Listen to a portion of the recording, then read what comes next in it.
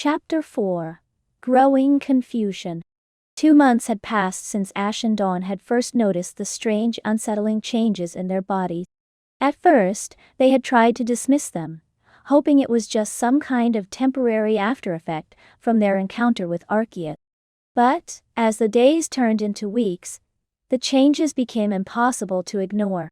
What had once been subtle shifts, slightly longer hair, a deeper or higher voice, had transformed into something far more alarming.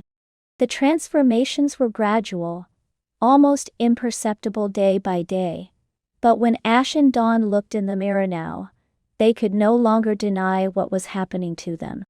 Their bodies were changing, morphing, almost as if they were slowly becoming each other. Ash's transformation. Ash stood in front of the bathroom mirror, his hands gripping the edge of the sink as he stared at his reflection.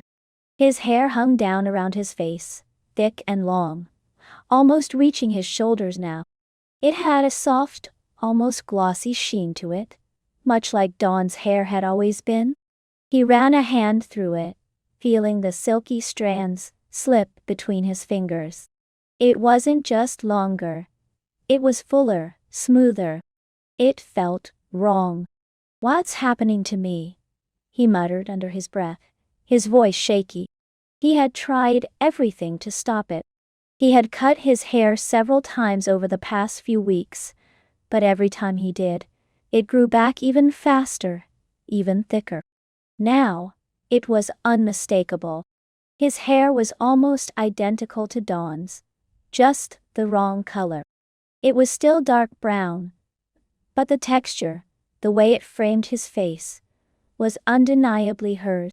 And his face was changing too. His jawline had softened, the sharp angles of his features becoming more delicate, more rounded. His cheekbones seemed higher, his skin smoother. It was almost like he was losing the boyish ruggedness he had always been proud of. His frame had slimmed down as well. His once broad shoulders seemed narrower, his torso slimmer. He glanced down at his body, feeling a shiver of unease creep through him. His muscles, which had always been well defined from years of traveling, training and battling, were shrinking. His arms and legs felt thinner, less powerful, and there was a strange lightness to his body that made him feel not quite right in his own skin. His legs, had they grown longer? His pants seemed tighter around his hips, but looser around his thighs, his proportions shifting in ways he couldn't quite explain. Even his voice had changed. It was subtle, but there were moments when it would lift in pitch, sounding higher, almost feminine. He had caught himself a few times, in the middle of speaking, as his voice cracked or shifted, and it terrified him. He tried to clear his throat, to force it back to normal, but it didn't always work. "Pikachu!" Ash called out, his voice trembling, as he stepped back from the mirror. "Pika?" Pikachu looked up at him from its spot on the bed, tilting its head in confusion. Ash swallowed hard, trying to shake off the mounting panic in his chest. He didn't want to admit it, not even to Pikachu, but he couldn't deny it any longer. Something was terribly wrong. This wasn't just stress. This wasn't just some lingering side effect from Arceus. This was something else. He had to talk to Dawn. He had to find out if she had been experiencing the same things. Dawn's transformation. Dawn sat cross-legged on the bed, in her room, staring down at her hand. They looked different, stronger. The once delicate, feminine lines of her fingers had thickened slightly, her palms calloused in a way they hadn't been before. She flexed her hands, watching the muscles in her forearms tighten. Her arms were definitely more muscular now, more defined. She hadn't been doing any extra training, no more than usual, but her body had been changing regardless. And her hair. It was the most obvious change. Her once sleek, blue hair, which she had always taken pride in, was now unruly, streaked with black, and growing more difficult to manage with each passing day. No matter how much she combed it, styled it, or tried to tie it up, it would fall back into messy, wild spikes, almost like Ash's trademark hairstyle. It was longer too, far longer than she usually wore it, and it felt heavier, thicker, like it was constantly in her way. This can't be happening. She reached up, running her fingers through her hair, feeling the stiff, uncooperative strands. It didn't feel like her hair anymore. It felt like Ash's. And her body, her entire body felt different. Her shoulders had broadened, her muscles becoming more pronounced, more defined. Her arms, her legs, even her torso, felt stronger, more solid. She had always been athletic from years of contest training and traveling. But this was different. It was as if her body was transforming into something more masculine, more powerful. Dawn's voice had changed too. It wasn't as obvious as the physical changes, but it was there.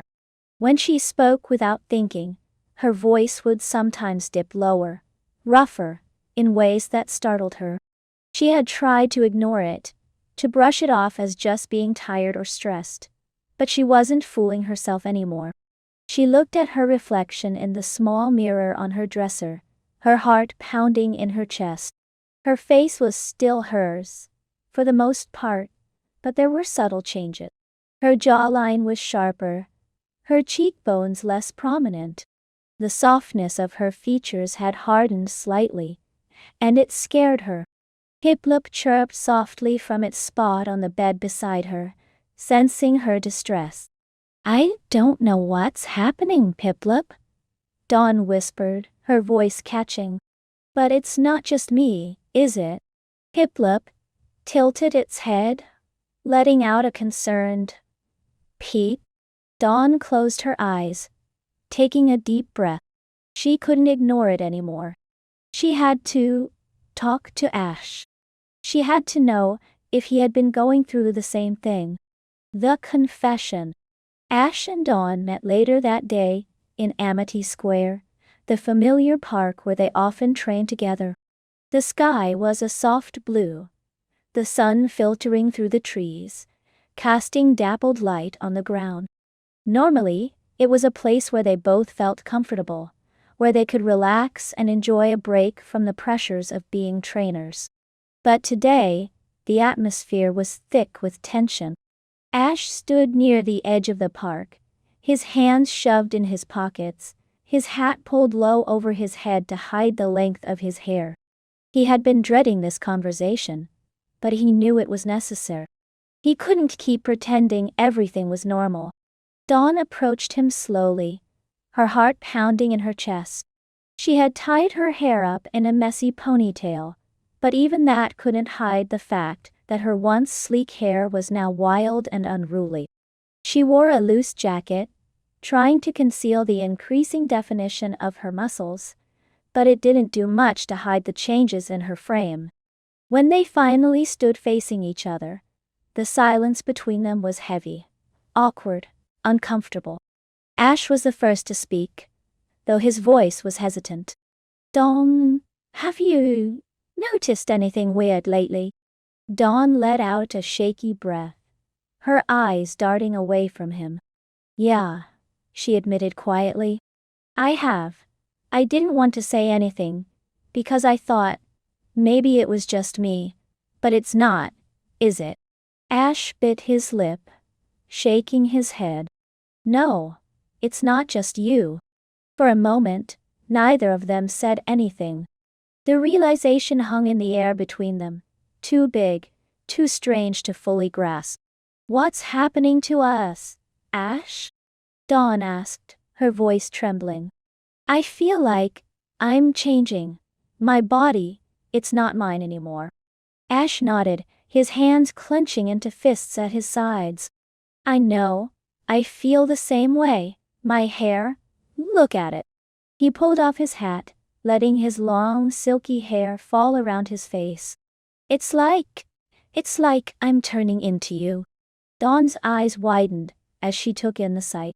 His hair was almost identical to hers now, just a few shades darker.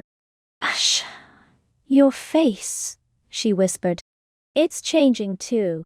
Ash's hand instinctively went to his face, brushing his fingers over his smoother skin, his softer jawline. I know. And it's not just that. My body. He trailed off, not sure how to explain the strange lightness he had been feeling, how his muscles had been diminishing, how his entire frame seemed to be shrinking. Dawn swallowed hard, her own panic rising. Me too, she said quickly, her voice more urgent now. My muscles, they're getting bigger, stronger. And my hair, it's like yours now. I can't control it. I can't make it mine again. For the first time in weeks, they both stood there, fully acknowledging what had been happening to them. The changes weren't random. They weren't just stress or some lingering after effect. They were real, and they were happening to both of them. We're becoming each other, Ash said slowly, the words sounding ridiculous even as he said them. Dawn nodded, her eyes wide with fear. But how? Why? Is this because of Arceus? That energy blast? Ash frowned, his mind racing. It has to be. There's no other explanation. But why would Arceus do this? What was the purpose? And more importantly, how could they stop it? I don't know, he admitted, his voice heavy with uncertainty. But we need to figure it out. We can't just let this keep happening. Dawn nodded, her heart pounding in her chest. Yeah. But where do we even start? I don't know, Ash said again, his frustration growing. But we have to try. We can't just sit here and wait for it to get worse. Dawn looked down at her hands, flexing them slightly, as she felt the strength in her muscles. What if it doesn't stop? What if we completely change? The thought was terrifying. She didn't want to become Ash. She didn't want to lose herself. But as the days went by, it was becoming harder to ignore the possibility that they might not have a choice. What if we can't stop it? Dawn asked quietly, her voice barely above a whisper. Ash's jaw clenched, his eyes narrowing with determination. We will. We have to. But even as he said the words, he wasn't sure he believed them. The changes were happening fast now, faster than either of them had anticipated. And as they stood there, staring at each other, both of them slowly becoming something else, they couldn't shake the feeling that this was only the beginning. The days ahead were uncertain. The changes were growing stronger, more pronounced. And as they left Amity Square that day, their minds were filled with questions they didn't have the answers to. But one thing was clear. Whatever had started in that cave with Arceus wasn't over. Not by a long shot. And the most terrifying part? Neither of them knew how it would end.